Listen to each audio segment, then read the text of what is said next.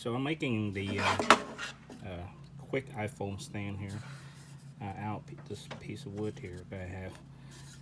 All you have to do is just set the saw to the angle of 20 degrees, and I adjust this fence here to about 2 inch here, and then I slowly move it that way about a little bit here and there, just so that I can make a couple paths up here on the piece of wood just to get this wide.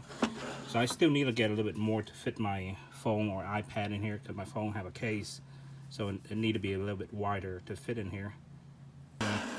Wood here, I have my cut there already, so I just kind of aim on this side just to see about where it's gonna cut.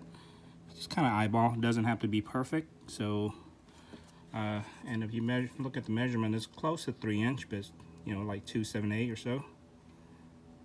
So I'm just gonna cut it right now, and then I'll trim the front here down a little bit. Alright, so I just finished cutting it off here.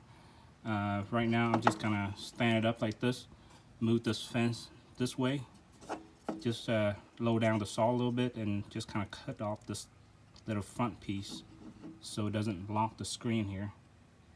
So a lot of this cut, it's just kind of eyeball, just kind of guess where it is. This doesn't have to be perfect, as long as it can stand a phone or an iPad in here. So I kind of move the fence this way and kind of push this against this, and look on this side to see about how much it's going to cut into it.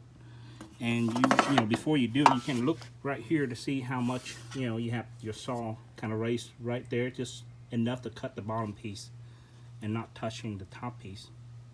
Alright, so here's another quick one at 15 degrees. This one is at 20 here, a little bit wider cut. This one a little bit less.